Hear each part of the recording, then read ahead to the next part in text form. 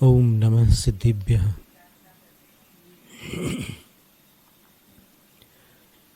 नमो अरिहन्ताणं नमो सिद्धाणं नमो आयर्याणं नमो उवज्झायाणं नमो लोय सव्वसाहुणम्।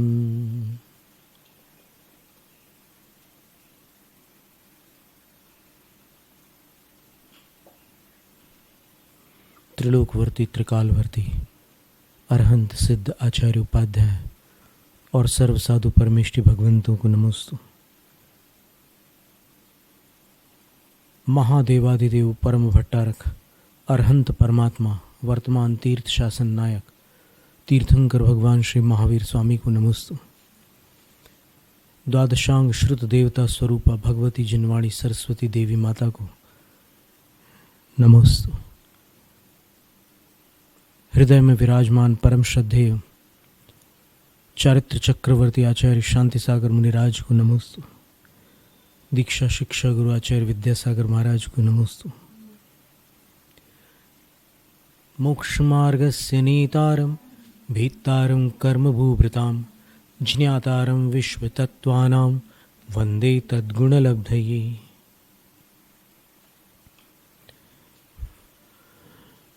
तत्वार्थ सूत्र के स्वाध्याय की एक धारा चल रही थी।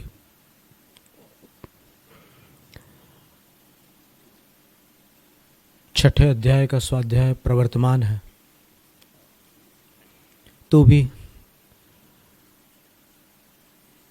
357 ग्रंथ सूत्र प्रमाण है। ये पूरा ग्रंथ 357 सूत्र है। तत्वानुशासन में एक सूत्र का और कथन आता है।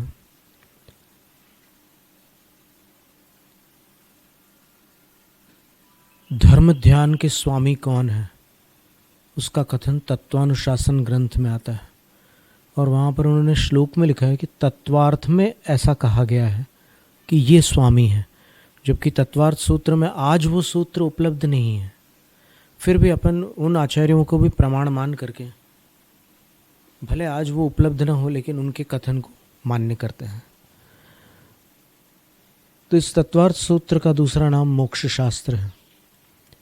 मंगलाचरण में सर्वज्ञ वीतराग और हितोपदेशी परमात्मा को उन्होंने नमस्कार किया, उनकी वंदना की है। और साथ में एक बात और कही कि वंदना में जो अंतरंग भाव है, माने जो हृदय की भावना है, वो यही है कि जो गुण उनमें है वो गुण मुझे प्राप्त हो। यहाँ पर जैसे वर्तमान में कदम कदम पर अपन भक्ति छोड़ करके अपने लक्ष्य को ही सामने रख देते हैं। पहले जिन आराध्य की अपन आराधना करने जा रहे हैं, उनकी विनय तो सीख लें। अपन विनय करने से पहले ही बोलते हैं कि मैं आपके समान बनना चाहता हूँ भगवान। और भगवान को पूजा में अपन ऐसी पंक्तियाँ सुनाते हैं कि वो तो भगवान है इसलिए वीतराग है, उनको कुछ फ़र्क नहीं पड़ता। पर कोई अगर विद्वान सामने खड़ा हो तो वो मुस्करा पड़ेगा कि ये किसके सामने क्या बोल रहे हैं। जैसे उदाहरण के लिए अपन ये कह, और निश्चित तेरे सदृश प्रभु अरहंत अवस्था पाऊंगा, ये भगवान से बोलने की बात है क्या?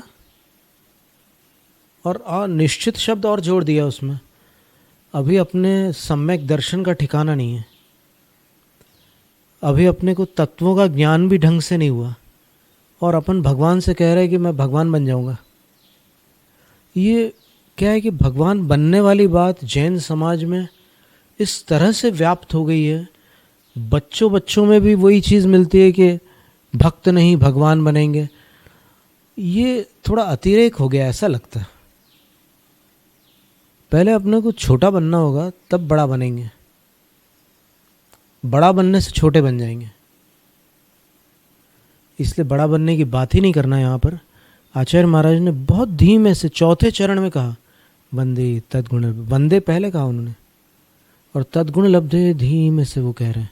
पर उनकी धीमी आवाज़ को आपने थोड़ा ज़ोर से सुन लिया, इसलिए अपन जोर से।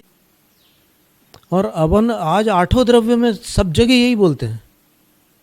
जल चढ़ाते समय जन्म जरा मृत्यु रोग विनाशनाय जलम, चंदन चढ़ाते समय भवाताप विनाशनाय चंदनम, फिर अक्षत में अक्षय पद प्राप्ति। यानी निष्काम भक्ति तो कर ही नहीं रहे अपन कामना के साथ ही तो भक्ति कर रहे हैं। जबकि भक्ति वो भाव है जिसमें कामना किए बिना ही अपनी कल्पना से परे प्राप्त होता है। आचार्य पद्मनंदी महाराज ने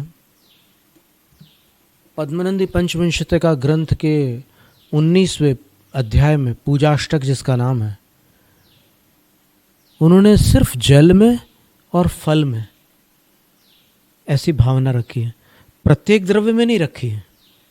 पर चलो ठीक है, अगर चल रही है कोई चीज़ तो अपन ज़्यादा उस पर टीका टिप्पणी नहीं करना चाहते, ठीक है चलो। पर वो उसकी जो शैली है उसको अपन थोड़ा सा नरम बना सकते हैं। एकदम कड़क शैली में जो बोलते हैं ना, उसको थोड़ा नरम बना सकते हैं। और बार बार बोलने की आवश्यकता नहीं है। यहाँ तो आत्मा जब साफ हो जाती है तो परमात्मा होती है, इतना सा गणित है।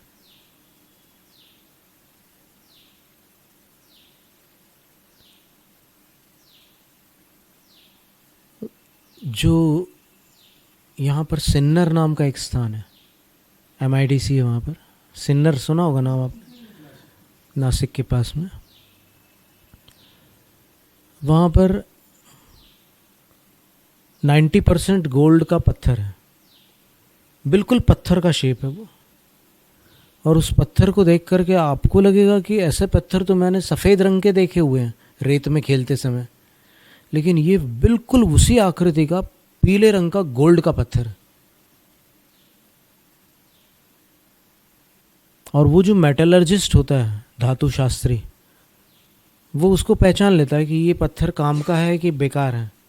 क्योंकि कुछ पत्थर ऐसे रहते हैं गोल्ड के, लेकिन उसमें से निकलता ही नहीं है गोल्ड, एक्सट्रैक्ट नहीं हो सकता, तो उसको अंध पाषाण बोलते हैं शास्त्रों में।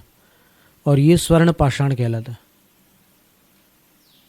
तो वो क्या करता है, एक प्रक्रिया करता है, एक प्रोसेस होती है, उस प्रक्रिया के द्वारा शुद्धिकरण करता है।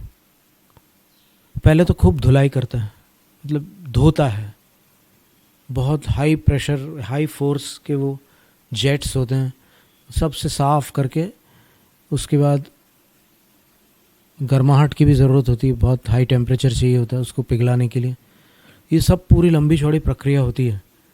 और लास्ट में फिर एकदम प्योर गोल्ड, ये वर्जिन गोल्ड था, अब वो 24 कैरेट्स गोल्ड निकल करके तैयार हो जाता है।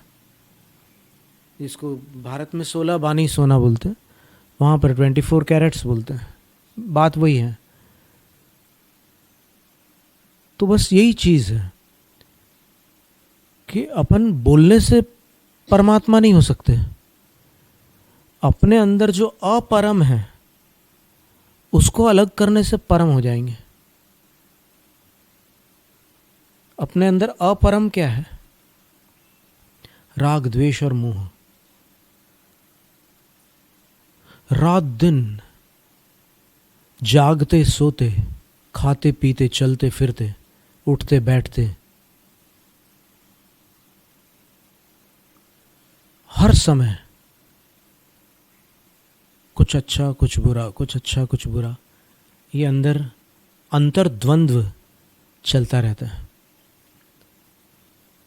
तो बंदे तद्गुण लब्धे बहुत विनय के साथ, बहुत धीमे से, बड़ी श्रद्धा से, क्योंकि अपन वंदन जिनका कर रहे हैं वो ये काम कर चुके हैं और अपन अभी करना चाहते हैं।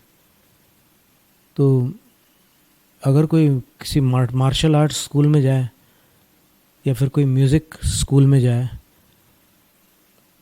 तो वहाँ जाकर उसको पहले अदब से पेश आना पड़ेगा। उसको पहले स्टूडेंट बन करके आना होगा, वो वहाँ बॉस बन करके नहीं जा सकता। अगर जाएगा तो फिर उसके रिजल्ट्स क्या होंगे वो सब जानते हैं। तो इसी प्रकार यहाँ पर भी अगर अपन ने ये चुना है, जैन धर्म को अगर अपन समझना चाहते हैं, तो आचार्य पहले ही कहते हैं कि पहले देख ले तेरे को ये चाहिए कि नहीं चाहिए, क्योंकि हजारों लाखों में कोई ऐसा जीव होता है जो अंदर से शांति चाहता है, और ये मार्ग अंदर से शांति चाहने वालों के लिए है। यद्यपि जैन धर्म में इतनी शाखाएं उपशाखाएं हैं, माने इसके मूल मार्ग में ही एक भक्ति की शाखा है, एक ध्यान की शाखा है, एक तप की शाखा है, एक ज्ञान की शाखा है। ऐसे विभिन्न विधाओं में आप बढ़ सकते हैं, और फिर ज्ञान में भी अलग अलग अनुयोग है। तो जिसको जिस दिशा में आगे बढ़ना हो बढ़ सकता है। लेकिन आत्म कल्याण की अगर बात आती है, तो जो थक गया है इस दुनिया में, अनंत जन्म अपन ने धारण किया, और जिस काल का कोई प्रारंभ नहीं है उसको अनादि काल कहते हैं।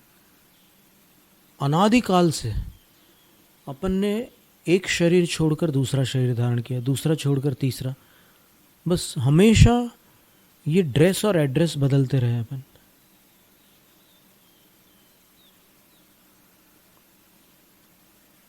अब मनुष्य जीवन में आए हैं कई लोग, कुछ दौंड में जन्मे हैं, कुछ और कहीं जन्मे हैं, कुछ और कहीं, कोई देश में कोई विदेश में।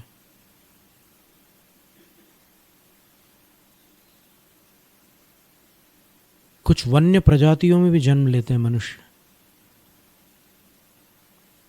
एक बार बंजारों की शॉर्टकट के उसमें हमने पहुंच गए, वो साथ लेकर के आया, हमें एक मिल गया एक आदमी, बोले कि आप कौन हो, क्या करते हो।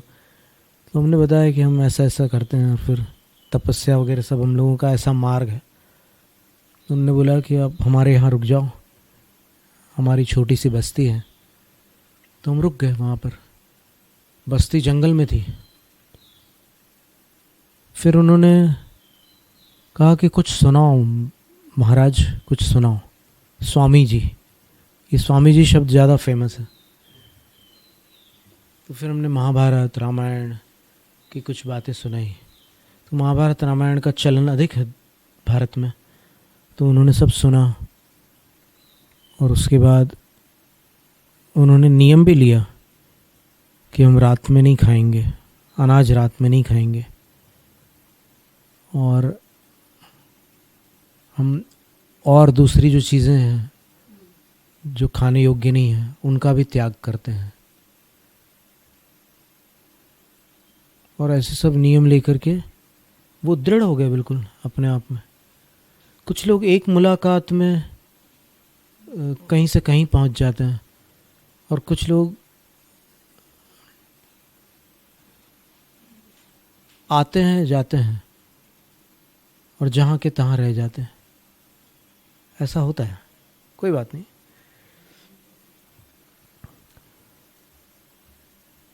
तो ये शुद्धिकरण की एक प्रक्रिया है, और अंदर से जिसको आत्मकल्याण की भावना हो उसका स्वाध्याय करना, उसका भक्ति करना, उसका ध्यान करना, उसका तप करना आदि आदि जितना भी कुछ है वो उसको उसी दिशा में ले जाएगा। जैसे शिखर जी के लिए अगर कोई ट्रेन निकलती है तो रास्ते में जितने भी स्टेशंस आते हैं वो शिखर जी की दिशा में ही आते हैं, वो दूसरी दिशा के स्टेशंस नहीं होते। सोलापुर नहीं मिलेगा शिखर जी जाते समय, यहाँ से डोंड से। श्रवण बेलगोला नहीं मिलेगा, हासन नहीं मिलेगा। ऐसे बीच में आएंगे लोग, स्नान की सब सामग्री जुटा करके जब स्नान करते हैं तो उनको उनका लक्ष्य क्या होता है, हम स्वच्छ हो जाएं, बिल्कुल फ्रेश हो जाएं। फ्रेश होने के बाद उनको तसल्ली होती, चलो अब एक काम तो निपट गया। तो ये काम अगर मन और आत्मा के प्रति भी कर लें तो मन का स्नान और